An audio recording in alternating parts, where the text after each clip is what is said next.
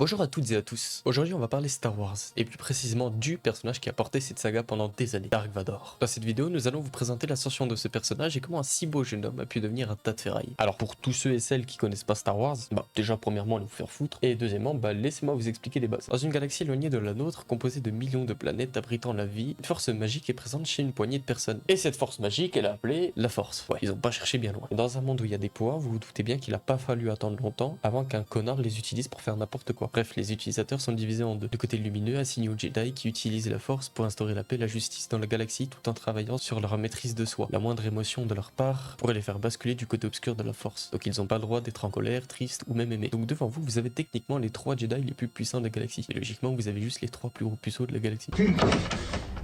Mais moi je veux faire l'amour! Et le deuxième côté de la force, le côté obscur. Assigné aux Sith et pour le coup, eux, c'est différent. Ils en ont rien à foutre des règles. Bah, je m'en branle. Ce qu'ils veulent, c'est pouvoir. Parce que le côté obscur offre une puissance bien plus importante qu'en étant du côté lumineux. Et comme la magie du cinéma fait que c'est toujours les gentils qui gagnent, même en étant les plus forts, ils gagnent jamais. Les utilisateurs de la force se battent au sabre laser. Les Jedi ont généralement des sabres verts ou bleus, malgré quelques exceptions. Les Sith ont des sabres rouges. Bref, passons au vif du sujet.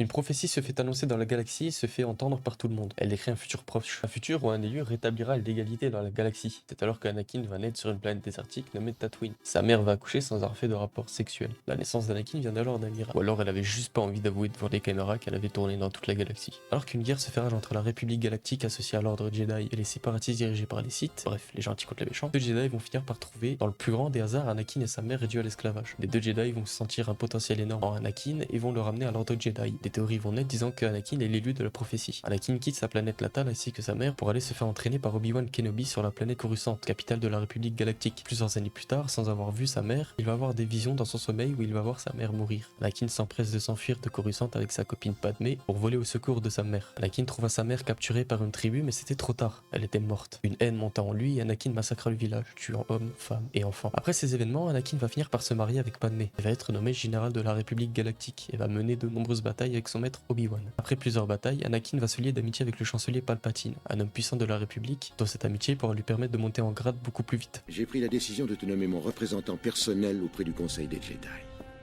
Moi? Au rang de maître? Tu siégeras au Conseil, mais nous ne t'accordons pas le rang de maître. Anakin va apprendre qu'il va devenir père, et à partir de ce moment, il va commencer à avoir des visions de sa femme Padmé mourant en donnant naissance à leurs enfants. Anakin est troublé et repensant aux visions de sa mère qui se sont avérées vraies. Il en parle à son ami Palpatine qui lui raconta l'histoire d'un seigneur Sith pouvant sauver des vies. Il lui avertit en disant qu'il ne peut pas obtenir ce pouvoir en étant un Jedi. Est-ce que vous sentez la couille arriver? La République vont découvrir qu'un Sith est présent dans le Sénat et Anakin est envoyé pour espionner son ami Palpatine qui s'avère être le Sith en question. On avait la couille en question sous le nez depuis le début. Anakin va alors le protéger afin que Palpatine puisse lui apprendre à sauver sa femme et va désormais porter le surnom de Dark Vador. Palpatine va faire un coup d'état et va prendre le pouvoir de la République Galactique qui prendra désormais le nom d'Empire Galactique.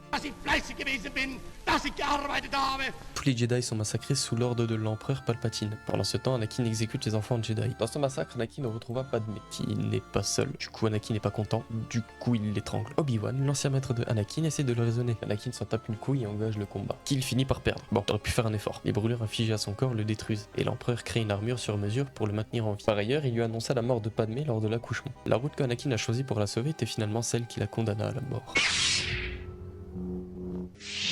Vador porte désormais une armure lourde le maintenant en vie, mais bridant sa force, qui le fait souffrir physiquement mais aussi mentalement. Pourtant, Vador a eu plusieurs occasions d'améliorer son armure, mais il ne l'a jamais fait, voulant se punir d'avoir été responsable de la mort de sa femme. Et pourtant, sans l'armure, Dark Vador aurait pu être le Sith le plus puissant de tout l'univers Star Wars. Parce que déjà, avec son armure qui bride énormément ses pouvoirs, il a réussi à solo une base ennemie à lui seul. Et il y a même un moment dans les comics alors que des soldats kidnappent Vador dépourvu de son armure totalement à poil, le bazooka à l'air, il arrive à temporairement repousser ses membres grâce à la force pour s'enculer les soldats. Normal, dans les comics on les voit utiliser des pouvoirs très puissants, mais qu'il peut pas utiliser à cause de son armure AliExpress. Mais si son armure est aussi bancale, c'est aussi car Palpatine voulait garder une emprise sur lui, en affaiblissant ses pouvoirs. Bref, de toute façon c'est un connard ce mec. Lui qui sourit là avec sa tête de con là. Fils de pute, va. Après avoir enfin eu sa vengeance envers Obi-Wan, Vador va apprendre que ses enfants ont survécu à l'accouchement et va commencer à les traquer dans la galaxie. Son fils Luke Skywalker et sa fille Leia Skywalker sont tous les deux au service d'une armée se dressant contre l'Empire Galactique de Dark Vador et de Palpatine. En parallèle, Luke apprend à manier la force ainsi que le sabre laser et le duel inévitable entre Vador et son fils ne va pas tarder à se faire attendre. Et après une défaite de Luke, Vador lui avoua tout. Non, je suis ton père.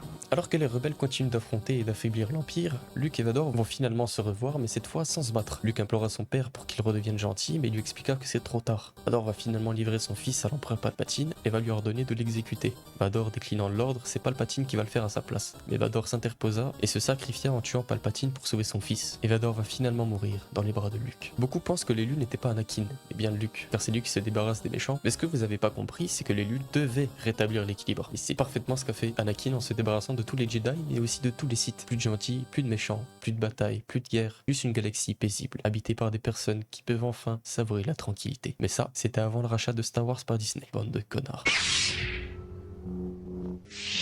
Dark Vador est le meilleur méchant du cinéma parce qu'il est à la fois terrifiant et puissant. Son apparence avec son casque iconique, sa longue cape, et surtout sa respiration mécanique reconnaissable même si on n'a jamais vu Star Wars. Sa respiration inspire la peur immédiatement. Essayez de me citer un film ou série où l'antagoniste a une scène aussi intimidante que celle-là.